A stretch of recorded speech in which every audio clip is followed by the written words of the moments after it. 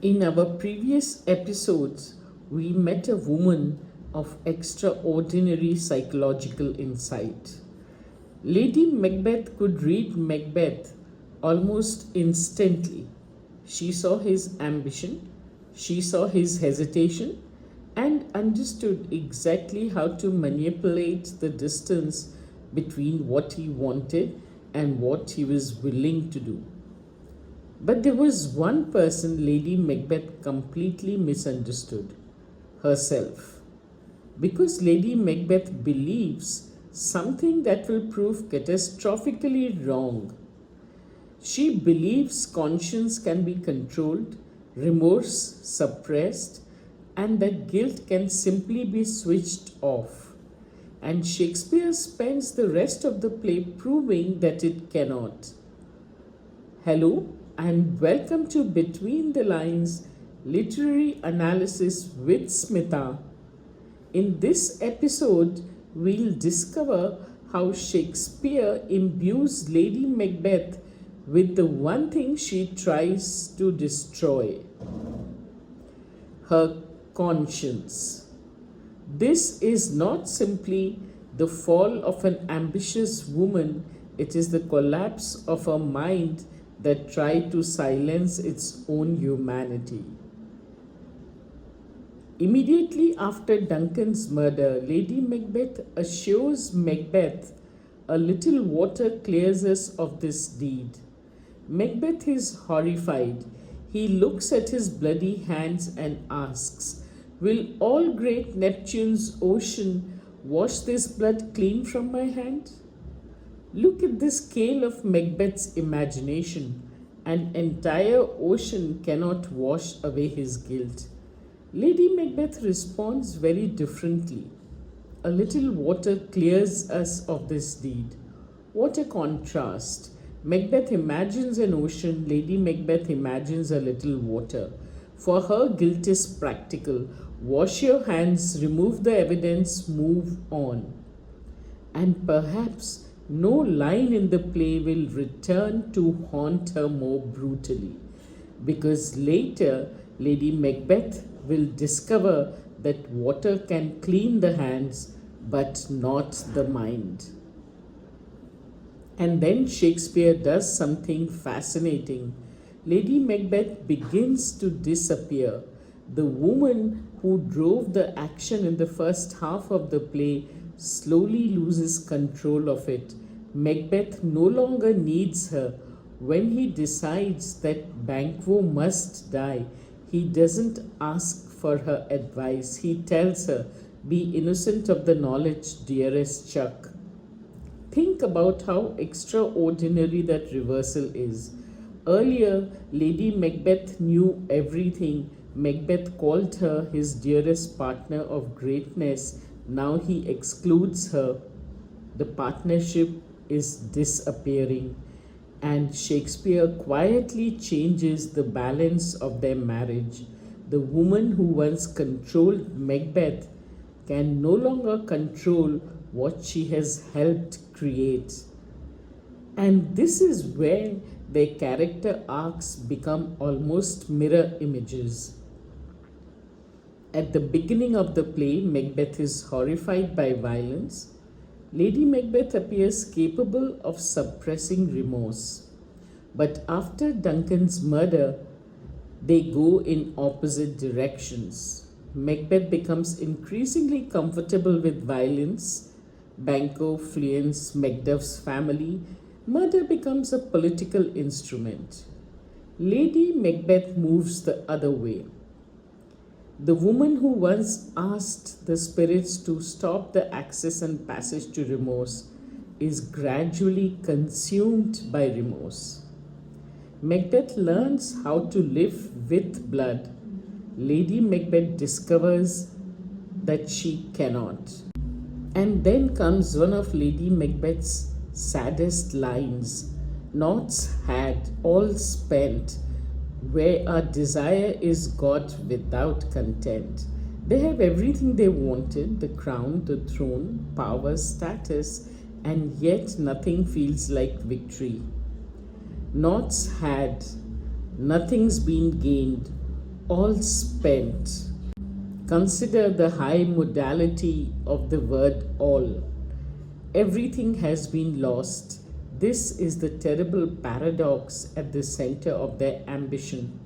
They achieve their dream and destroy their ability to enjoy it. The crown they believed would complete them has hollowed them out. And then Shakespeare removes her from the play. For a long stretch, Lady Macbeth virtually disappears. Think about that. One of the most commanding characters in the opening acts becomes almost absent. Macbeth occupies the political world, armies, prophecies, murders, power. Lady Macbeth retreats into the private world of her mind. And when Shakespeare finally brings her back, she's almost unrecognizable. A doctor and a gentlewoman watch Lady Macbeth at night. She enters carrying a candle, eyes open, but she's asleep. And then she begins rubbing her hands again and again and again. Out, damn spot, out, I say. There is no blood on her hands. And suddenly we remember a little water clears us of this deed. Except now the washing never ends. Shakespeare transforms an ordinary physical action into a psychological prison. She can wash her hands, but she cannot wash away memory. Earlier in the play, blood existed outside Lady Macbeth, on Duncan, on the daggers, on Macbeth's hands. It could be washed away.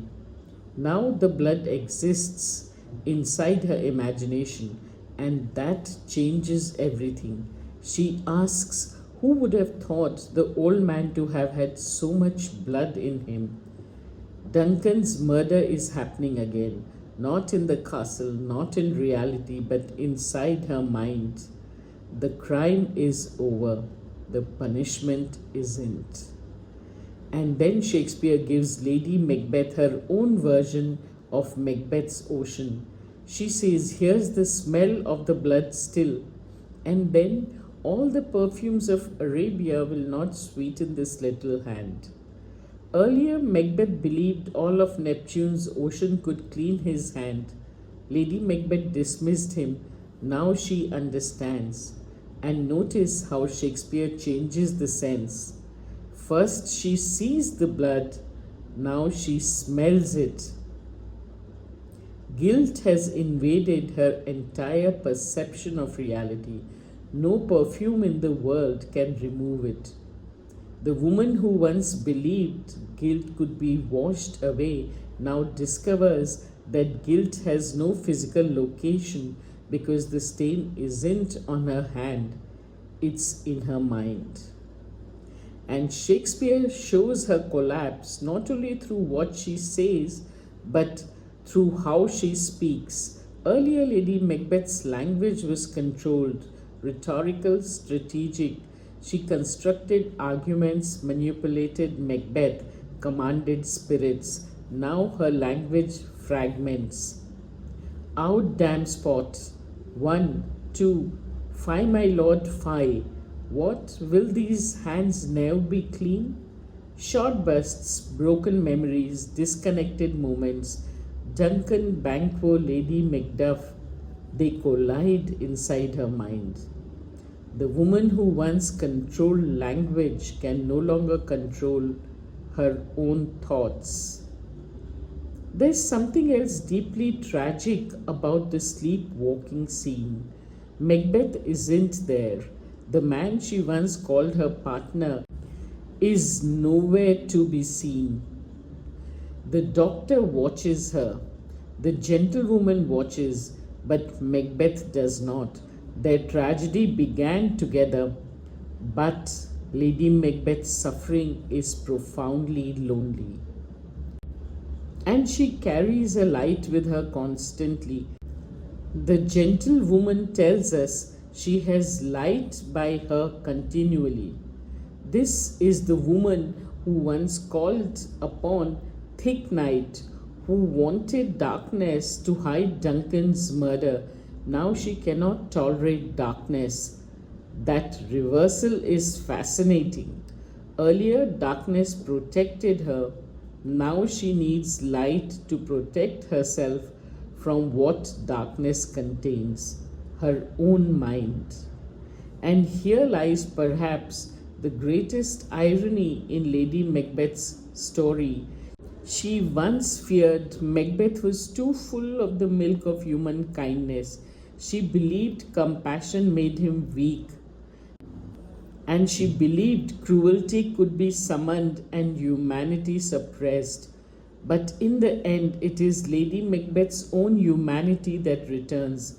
She remembers, feels, and suffers. The conscience she tried to destroy refuses to disappear. And by now, the transformation is complete. Macbeth and Lady Macbeth have changed places. Macbeth has become what Lady Macbeth thought strength looked like, and Lady Macbeth has discovered what that strength costs. One loses his conscience, the other is destroyed by hers. Lady Macbeth dies off stage. We do not see the moment.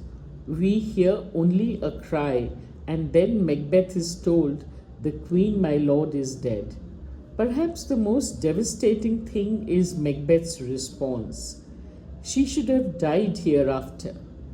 Remember where they began. A marriage built on intimacy, trust, shared ambition. Now her death produces almost no visible emotional reaction. Their pursuit of power has not merely destroyed Duncan or Banquo or Scotland, it has destroyed them, and perhaps most tragically, it has destroyed the relationship that once made them powerful. So, the golden insight of today's lesson: was Lady Macbeth simply evil? I don't think Shakespeare allows such an easy answer. Lady Macbeth certainly chooses evil. She encourages murder, manipulates Macbeth, and suppresses compassion. But Shakespeare gives her something far more interesting than simple villainy. He gives her a conscience, and that changes everything. Lady Macbeth's tragedy is not that she feels nothing, it is that she believes she can make herself feel nothing. She tries to silence compassion, block remorse, and wash away guilt. But the human mind refuses to obey. The blood disappears from her hands and reappears in her imagination. The darkness she once welcomed becomes something she fears. The woman who once controlled Macbeth's mind loses control of her own. And that perhaps is Shakespeare's final insight into Lady Macbeth. You can suppress conscience, ignore it, and bury it, but you cannot always destroy it. And that is the fall of Lady Macbeth. So, the question I would leave you pondering over is, if Lady Macbeth is destroyed by the conscience she tried to silence, while Macbeth learns to live without his, which of them ultimately pays the greater price? In the next episode, we will uncover Macbeth's transformation after Duncan's murder, when ambition no longer needs persuasion. Until then, keep looking, keep questioning, keep reading Between the Lines, Literary Analysis with Smitha. I'm Smitha. Thank you for joining me.